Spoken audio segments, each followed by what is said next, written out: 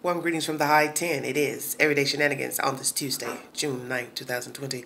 I'd like to bring you sad information out of Knoxville, Tennessee. This is a story I brought to you last year when I first got on to YouTube. It is a story about an African-American female here in the area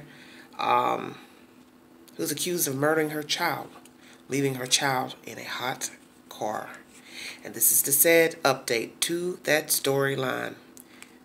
If you need verification for the story, please log on to WBIR, Channel 10 News. DCS Records. Mother sent text threatening to hurt herself, child in months before he was found dead in hot car.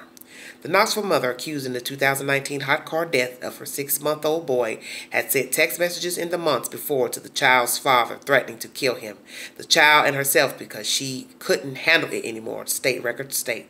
Shantae Armstrong, 30, also told investigators after the child was found dead that she had been diagnosed with postpartum depression for which she'd been prescribed medication. A redacted Tennessee Department of Children's Services report states. Armstrong, also known as Shantae Cabrera, is awaiting trial in Knox County Criminal Court on charges of first-degree murder and aggravated child neglect. Trial is set for July, although the defense is challenging state's evidence in the case. Her attorneys with the Knox County Public Defender's Office said Monday they were unable, per office policy, to comment. Armstrong left her 6-month-old child strapped in his car seat in the back of her Nissan on August 9, 2019, police allege. She told police she forgot to take him to daycare that morning. After dropping off her 9-year-old daughter at school that morning, she went to her receptionist job at a West Knoxville clinic. She ate a lunch that she brought with her to work, according to DCS records. After 2 p.m. that day, she left work, retrieved her daughter, and went to the Food City grocery store on Clinton Highway. She was going over a grocery list when she saw the boy's feet in the back seat and realized he'd been sitting in the car all alone. Armstrong called 911. Temperatures hit the 90s that Friday. The child died of hypothermia, an autopsy showed. His skin bore evidence of blistering, according to records. Armstrong told investigators she had forgotten the boy was in the back seat, according to redacted DCS records now posted online from the agency investigation. She blamed herself and described it was an accident. I don't know how I did it, she told DCS personnel. She said she recently missed some work and that her schedule had been irregular. Her daughter had been visiting with her father out of the area until Knox County School started, and after-school care hadn't yet started for the girl that week, records state. The mother said that after the boy's birth, that she was diagnosed as having postpartum depression, for which she'd taken 2 kinds of medication. She stopped taking one, though, because it made her feel sick, DCS records state. A Knox County grand jury indicted Armstrong in October on the murder charge. She is free on bond. Months after the boy's death, as part of its review, DCS investigators spoke with Knox County prosecutors. According to DCS records, in which Armstrong's name is redacted, authorities reviewed data on her phone. She refused to give it to them for a forensic review after the infant died. The messages showed a threat of killing the minor child when he was around 1 month until his death. Mr. Redacted, reported that the text messages were between Miss Redacted and the child's father, Redacted. Miss Redacted. Messages were disturbing, talking about killing the child because she couldn't handle it anymore. She made threats to kill Mr. Redacted and the child and herself, according to the DCS report. Also, records state on the afternoon of August 9th, after leaving work, Armstrong placed her purse and lunchbox in the back seat where the baby was in the car seat on top of the child's baby bag. The boy's father was in another state on a construction job at the time his son died, according to records. Okay. When you pull up this article, you will see a said picture of the young lady. Nice-looking African-American female, 30 years of age, had a 9-year-old daughter and this young 6-month-old boy. So she had 2 kids, a 9-year-old daughter and a 6-month-old. But this story is even more baffling because this is what happens when they start investigating a crime. You don't get information until later when they decide to reveal it to the public. What's disturbing in this situation It's that now they're saying they have text messages where she made threats of killing the child when the child was 1 month old. She's allegedly taking medication for postpartum depression. The threats were also to herself and the baby's father. And then you find out that she put her purse and lunch bag box in the back seat on top of the baby's bag in the back seat, which naturally is sitting next to the deceased child. Early when they reported this story, it kind of went like this. She got up that morning. She took the girl child to school, the 9-year-old, proceeded to her job in West Knoxville.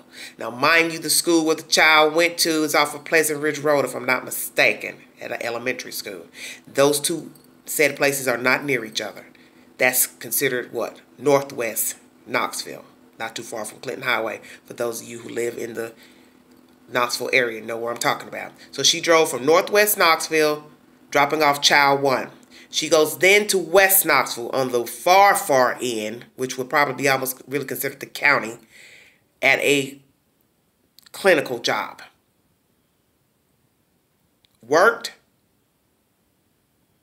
left that job, got back into her car, and the dead baby was in that car, drove that car from that job to pick up the child, the 9-year-old, to then cross over to Clinton Highway, which is only a short distance from the elementary school, park the car in the parking lot of the Food City off of Clinton Highway, and then voila, notices the dead baby in the back. But the crazy part about that version, that first version, is that a lady is saying she noticed she and the daughter going into the store, shopping, coming back out the store with groceries and making it to the car. And then the discovery of the child took place. Either way, she's guilty.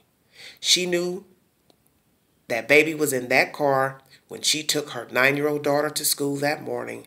She deliberately left that child in that car because she was supposed to allegedly drop the baby off first at daycare, then take the 9-year-old daughter to school. So she knew that child was there in that back seat. She went on to work after dropping off her daughter to school that morning.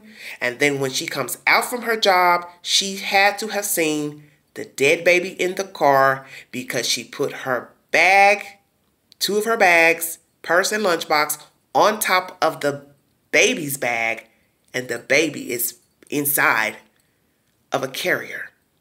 So you willingly dropped that baby off, left him in your car while you went to work.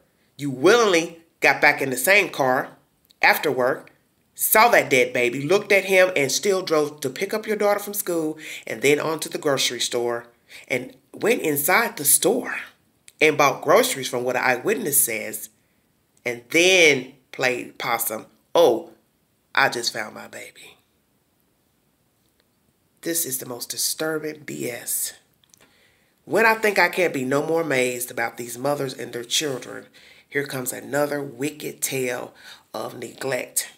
Now, I don't argue any woman going through postpartum because that is a serious situation. I don't ever argue that because people don't know who've never had children what it is like to bear children or to go through any type of depression before, during, afterwards, unless you've been in those shoes. But to willingly leave your child in a hot car and play like you didn't even know your own baby was back there is BS, and you know it. And what she was going through, I do not know. But these text messages obviously revealed a sick side to her because she threatened herself, her child, and the baby's father. I don't know if she was mad at the world, mad at the father because the relationship didn't work out. But nonetheless, it's not the baby's fault because he didn't ask to be here like the rest of us in the world. We didn't choose to come here. Someone brought us here. And it is cruel to enact any type of mischief, neglect, brutality towards your children. Too many people want babies looking to have a child. She could have easily asked someone for help, either mental help, physical help, and or worst case scenario, place her child up for adoption or with someone else who could take care of her child. That is the sad information coming out of Knoxville, Tennessee. A very disturbing tale. And her guilt is evident just from her actions and this person bag being placed in the back seat, going to the job, making it back to pick up the daughter, then to the grocery store, then these wicked text messages. See, that phone will tell on you every time. So it doesn't matter for those of you who don't think the phone won't tell on you. You can erase your text messages all day long. You can delete stuff off of Facebook, Twitter, Instagram. They can go into that phone and retrieve that said information. Whomever you talked to, talked about, wishingsoever. 30 years of age, snuffed out a baby, all for what? And she's out on bond. That's the kicker. So I ask you, where is the 9-year-old girl? Who has that child? Lord have mercy.